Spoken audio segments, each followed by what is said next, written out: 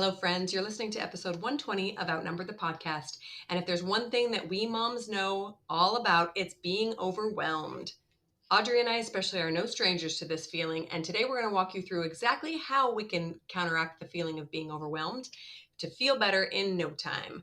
In addition to changing our thoughts about feeling overwhelmed, we're also going to talk about some logistical, actionable steps to take you from feeling like there's way too much on your plate to nailing this mom thing. Let's do it.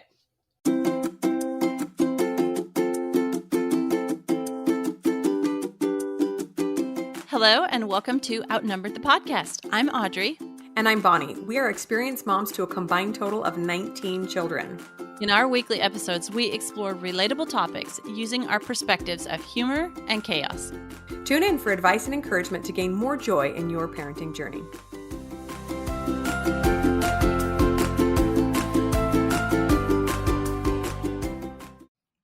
Welcome back, friends. We cannot wait to talk to you about being overwhelmed today because it is a topic that Audrey and I are intimately acquainted with. We know all about being overwhelmed and feel like it's one of the biggest, scariest feelings that so many moms struggle with. It's what we hear about over and over and over when we talk to moms or have comments on social media. And so we're excited to talk about this big, scary but topic. First, we want to tell you guys, we want to give a special congratulations to Melissa. Her Instagram handle is Mountain Buzz Mama, MTN, Mountain Buzz Mama. We want to thank her for sharing her review of the podcast on Instagram, and she won a coaching session with Bonnie for leaving a review in the month of March. So if you've been hesitating about leaving a review on iTunes or on Instagram, sharing a screenshot, telling your friends, you guys, we really, really need you to do this to help us spread the word about the podcast and help other moms find us too. The reason that Bonnie and I do this for free every week is because we really want to share our thoughts and experiences with you guys, like this week on overwhelm. And we really love reading your reviews, and we want our message to get out to more people. And you can help us do that by leaving a review and sharing the podcast with your friends. Absolutely. Thank you so much. I feel like probably 90% of our listeners come from a referral from someone else. So we really, really appreciate you sharing. Okay, so I wanted to start off by sharing the definition, textbook dictionary definition of overwhelm. And there were a couple definitions, so I'm just going to read most of them because I think they kind of all apply here. And they are to bury or drown beneath a huge mass. I mean, that's literally when you talk about like a ship being overwhelmed by a storm, but that's what it feels like sometimes, right? As a mom. To give too much of a thing to someone. So sometimes it feels like we're overwhelmed by things given to us, put on our plate. To inundate, to be too strong for, or to overpower. So this definitely sounds like a bad thing, right? Especially when you're talking about being overwhelmed as a person. Yeah, all those definitions of overwhelm are definitely appropriate for the ways that we feel as moms. And there's a lot of different things that can feel that can make us feel overwhelmed.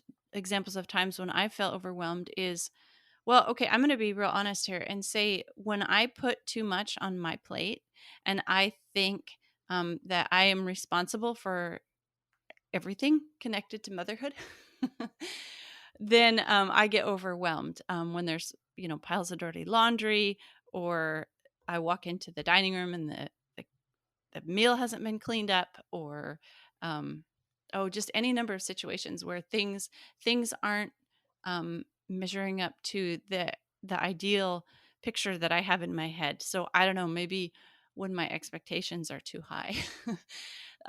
So feeling overwhelmed also when I take on, an extra job or an extra project or different extra things outside of motherhood and make my commitments that I really don't have the time or the space or the bandwidth to be able to keep those commitments. So yeah, lots of different ways and reasons why we can feel overwhelmed. Yes, I am so glad you mentioned the part about feeling like when you're feeling that you're responsible for everything. So I just want to share a little bit of a mindset shift for those who are, especially in the early years of motherhood, and you really are responsible for everything because you have all these little people that can't do anything or help you at all. It's very important that we shift into the mindset of being more of a CEO of our household and less of an entrepreneur or solopreneur, I guess I should say. If looking at your house household like a business, right? You remember one of our early episodes with Mary Jordan about running your household like a business. Because if you do not, then you run the risk of then being the same overwhelmed, stressed out mom, only with big kids who can help but don't. So, a side note, Audrey and I were just talking about this because I've been feeling like this in this transition period with a new baby, that my kids haven't been stepping up to the plate. And so, this overwhelm comes from knowing that I should be getting more help and I'm not, and expecting myself to pick up the slack. And that's not fair to me, right? Or to my kids who are not being held accountable. So that CEO mindset means that we are the supervisors, just making sure that the systems are running smoothly. We are not the ones doing all the work, because if you try to do that, you will die. So That that's a really important distinction. oh, that is such a good way to put it. Oftentimes, um, I'll tell myself, like I'll verbally say to myself, "This job, you are overqualified for this job, Mhm. and you are not serving your children by doing this job for them, like folding laundry. I'm overqualified to fold laundry." Right. Well, honestly, if you have at least a 2.5-year-old, picking up toys is below your pay grade. The 2.5-year-old should be doing it, or the 5-year-old, or the 7-year-old. And it doesn't mean that they will be doing all of the things that they're qualified to do, because kids just don't sometimes. And sometimes you need to help out. But by relegating those easy tasks to the kids that can do it, you help them gain more responsibility and accountability, and you help take things off your own plate. So that's just a side note there. Okay, so we are going to start off this episode by getting a little life coachy on you, because that's how we roll. And we're first going to talk about a kind of mind blowing concept, if you haven't thought of it this way before, or if you're not actively doing life coach work. And it is that there is no scenario or situation that causes overwhelm. So chew on that for a second. And then, Audrey, you tell us what I mean by that. Oh my goodness, yeah. It's like when my toddler says, or my 4-year-old says, "He made me mad." And I just Yeah. giggle and I say, "He reached inside your brain and made you mad?" And they kind of look at me like, did he reach over and put that frown on your head like with his fingers?" The emotions that you feel are information about what's going on in your brain. It's about what thoughts you are thinking, because all feelings are caused by thoughts that you're thinking. Right. So if this concept is new to you, I'm just going to give an example. You think in your mind about a situation that can sometimes cause different lines of thinking, often conflicting lines of thinking. So here's an example. Your husband comes home late from work. It could elicit the thought, I'm so stressed out when he works late. Or I have so much to do and he came home late. That was insensitive. Or it could elicit the thought, I'm so grateful that my husband has a job. Right? Like almost conflicting lines of thought, but nothing changed in the circumstance, right? Your husband still came home late. You just chose to think two different things. I think that we generally default to the negative thinking because our brains like to do that, but the positive can often pop up unsolicited thanks to like a recent loss or something. So for example, if you've lost your job and all of a sudden your husband gets a new job, you're probably thinking, I'm so grateful my husband has a job when he comes home late, right? For example, after my daughter had her first seizure that was very, very scary and we didn't know the reason behind it, I remember being so grateful to hear her scream the next day. Like she was a kind of a big yeller and somebody made her cry and she screamed. And I remember thinking, I'm so glad she's here, instead of, oh, she's screaming again. Right. So that's just an example to help us wrap our minds around the fact that our brains are in charge of the emotions, of creating the emotions by the thought process that they have. Yeah, and once you start realizing this, it's so powerful because you can control your thoughts. You can redirect your thoughts. You can decide to think or not think certain thoughts. Whereas emotions kind of can feel can like they're overwhelming. They're in control of you, but it's Mhm. very empowering to be in control of your thoughts, and then your feelings come from that. So think about a scenario that quote unquote causes you to feel overwhelmed. Dirty dishes, or fighting kids, or the room is too messy, too much work, those kind of things. And then think about what thoughts, conscious or subconscious, could be causing you to feel overwhelmed about those dirty dishes, or those fighting kids, or that messy room. Right. So dirty dishes don't have to mean anything. They're just sitting there minding their own business, right? But when you come in and look at them and immediately your brain thinks, I will never get to all this, or why didn't my kid finish this, or they should be helping more, or my family members are slobs. Then in creeps the overwhelm, the frustration, the anger, all those negative emotions that we're trying to avoid. Yeah, and let's just say here that our brains, okay, so two things about our brains. Our brains are um designed to look for the negative because that's a survival mechanism, right? Like we're designed to look for the tiger lurking in the woods so that it doesn't jump out and eat us. It's just a way that our brains function so that we can, you know, stop the bad before it happens. So our brains are looking for negative. This is what they do. And then also along with that, hand in hand, our brains are designed to solve problems. So we can just kind of allow our brains to, think things like I live with slobs. And then our brain will try to solve that problem by, oh, it's my responsibility to train them up to be better slobs. And, then all this self-reproach comes on. Or we can change or put our brains to work intentionally by okay, so we can start by asking ourselves if the thoughts we're having are helping or hurting. So asking questions is a really good way to put our brain to work because our brain loves questions. It loves to solve problems. So when we say, is this thought helping or is this thought hurting? Our brain's going to start working on that to come up with a solution. Oh yeah, this thought is not helping me or them. And so it's going to be like, yeah, no, get rid of that thought. That's a good solution. And then you can ask yourself what a more helpful thought would be. So, for example, sometimes when I'm just really in a negative rut, I'll say, or a situation is really bugging me, I'll say, what can I think about that would help me feel better? Or what thought can I think that would help this situation? Um, or how about my kids, or you can replace a negative thought with a positive thought. I just love to ask questions, but you can also replace a negative thought with a positive thought.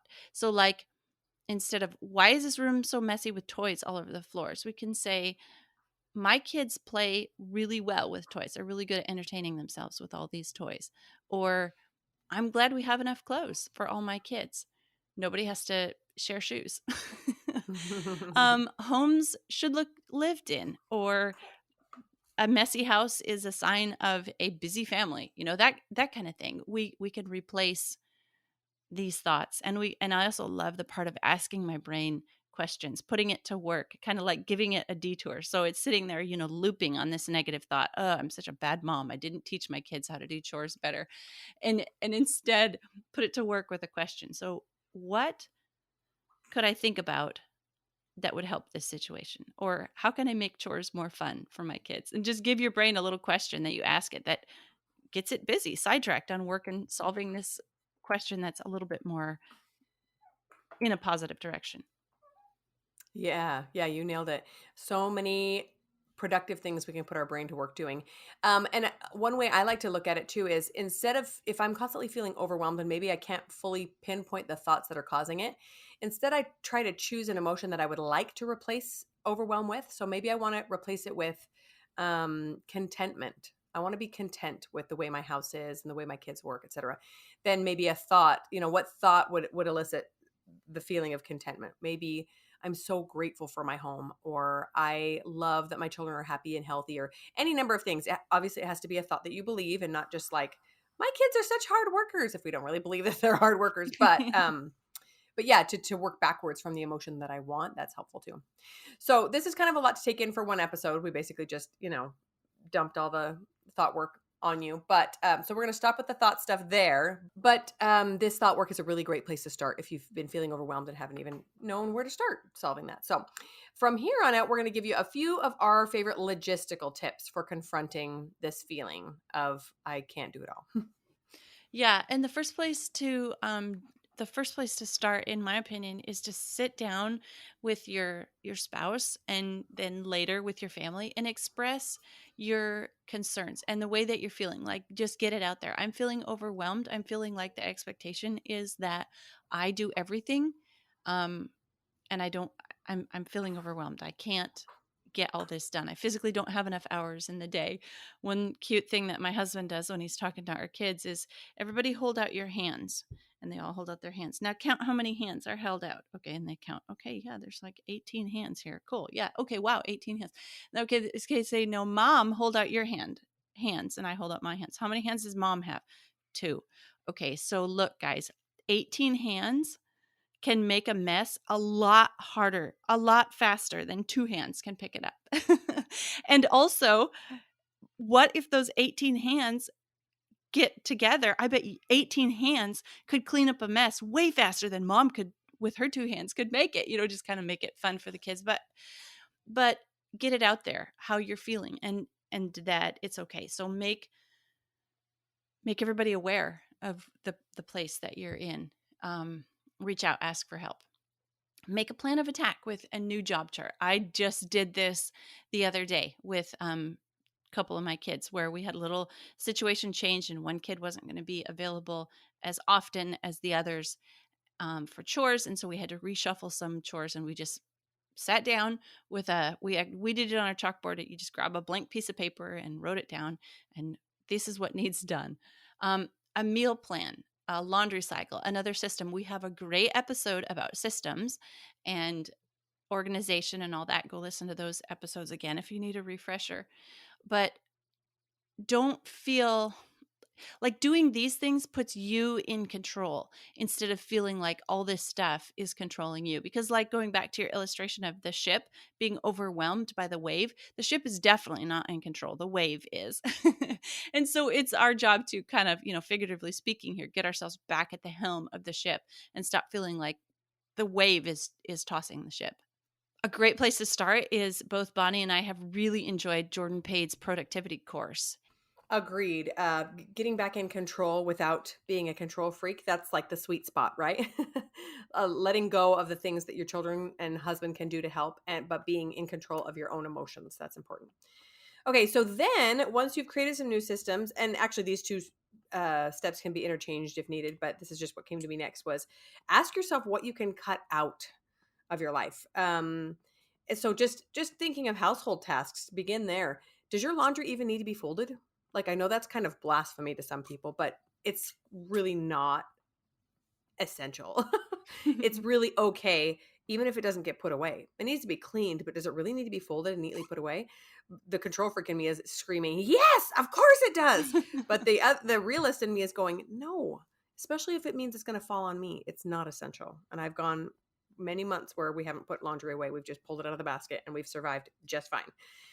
Does your house need to be spotless? Does it even need to be picked up during the day when kids are playing in home all the time?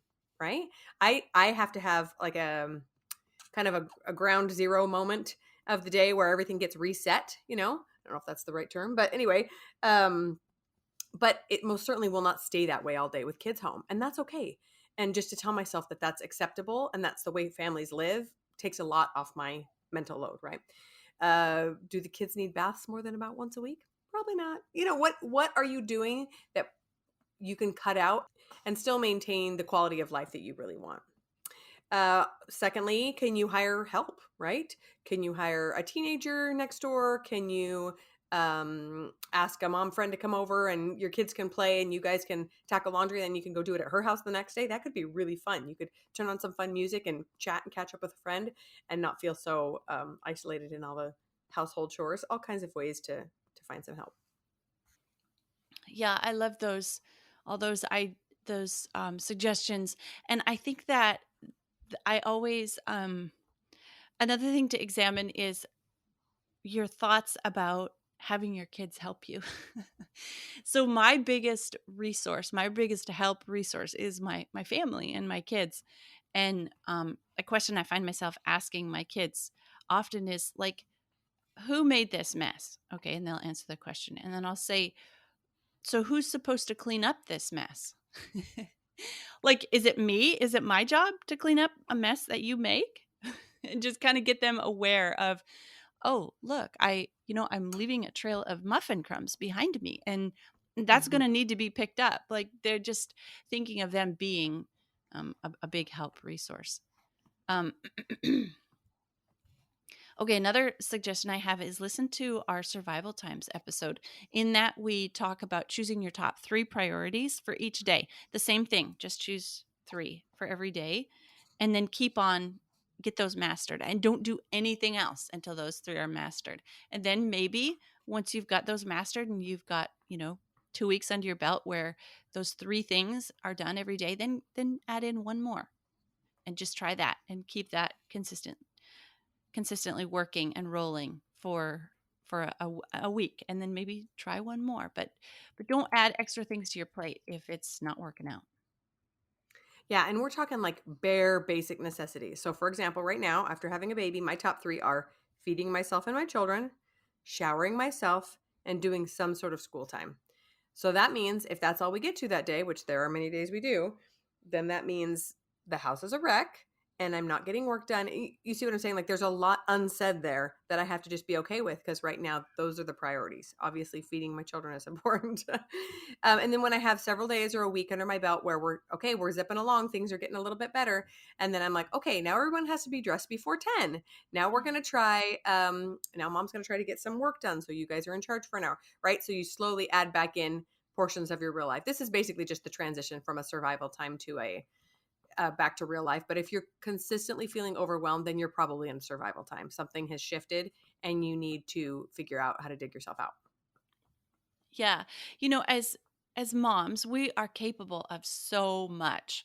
Like all the things that we could do, I think becomes a burden to us. But we don't have to do it all right now. Like if you're trying, so Bonnie, you've just had a baby and you're in this survival mode. And if you're trying to shove in too much right now, you're going to look back on these first sweet months with your baby and be like, "Oh, I missed it." Hmm. Because they grow and they're gone. You don't have to do all the things right now. There are things that will wait for you. And, we talk about times and seasons and things being cyclical, and enjoy the time that you're in. Like, just, I don't know. I guess it's when going a little bit back to that thought work, it's when I think that I should be doing more that I start feeling overwhelmed instead of just relaxing and settling in and looking at the beautiful things around me that I should be enjoying for the time that I'm in right now. Right. And those thoughts and feelings, like, why are we so hard on ourselves? I think as women in general, but especially as moms, why do we expect so much of ourselves and then beat ourselves up when we fall short? We most of us need a good hard look at our lives and where we should be saying no. Most of us need a lesson in how to say no to other people and not feel guilty about it, right? Most of us need to remind ourselves that we are a priority, so taking care of ourselves physically and mentally and emotionally, and then our children and families. And I just, one of my final reminders here is that we get to choose how to feel about our wonderfully full lives, right? So when I find myself letting that feeling of overwhelm creep in, I try to sit down, look around, take a deep breath, and just count the wonderful things in my life, right? This house is a mess. We have a house. We have stuff to make a mess with. I have beautiful, healthy children that are running around playing and fighting and just being so full of life. I have a husband who comes home at night. I have whatever it is that are blessings that can help you shift more towards contentment and away from that easy to get to overwhelm will help, put a smile on your face and remind you of what a wonderful life you really do have. Yes, that is something that has really, really changed.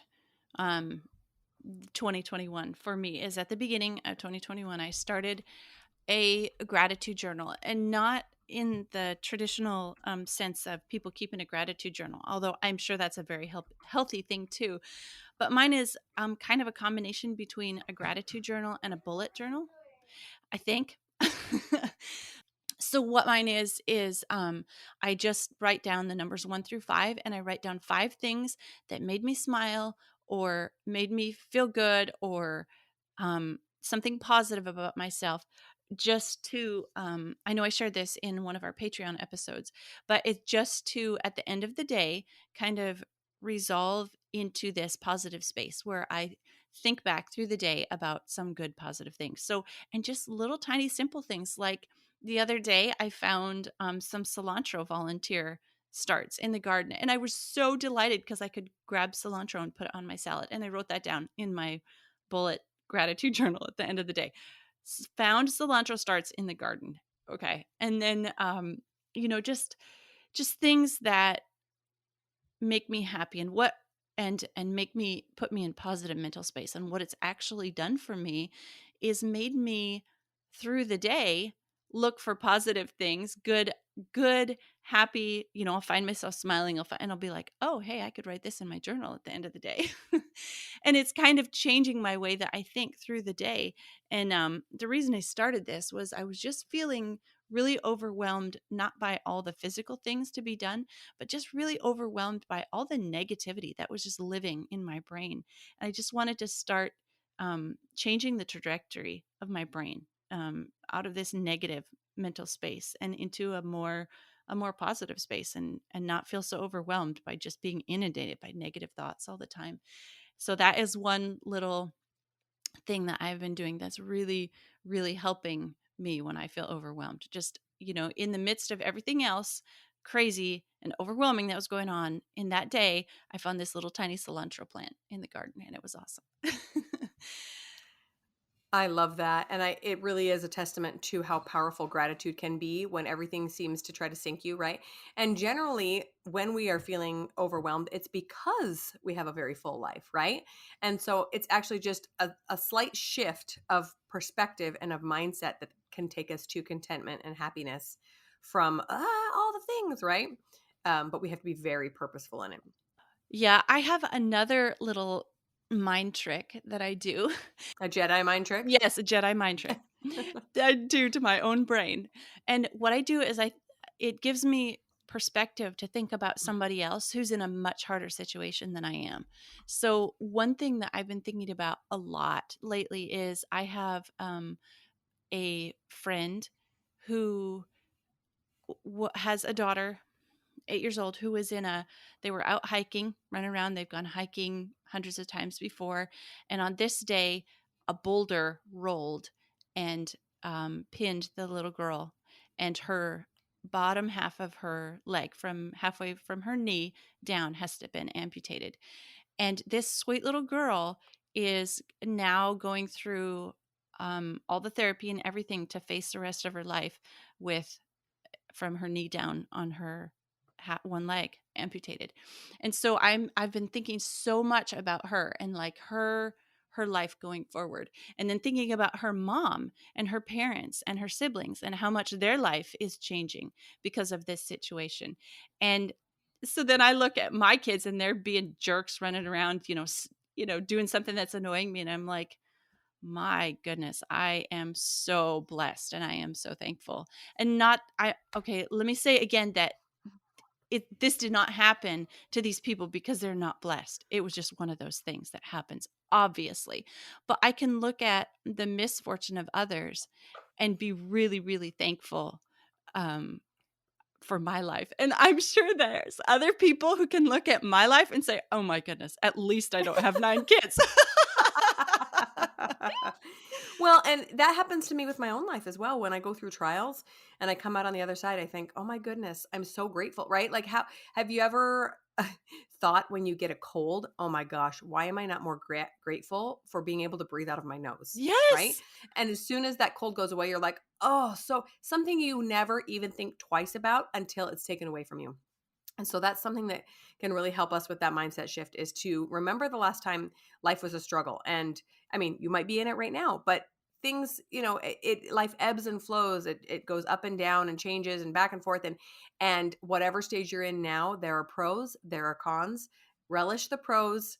Try to stop dwelling on the cons so much, and be so grateful for that, the fullness that you are experiencing, because who knows what's going to happen in the future. So we hope that this episode has been a little bit of a glimmer of hope for those of you who find yourself in that kind of constant state of overwhelm. You are doing an amazing job, and it is completely up to you to choose to feel differently about your life. And we know you can do it. So best of luck out there. Thanks for listening, friends. Click the link in the show notes to subscribe to our email and never miss another episode. Show us some love by leaving a review on iTunes or sharing the podcast with a friend. Thanks for all your support. We'll talk to you next week.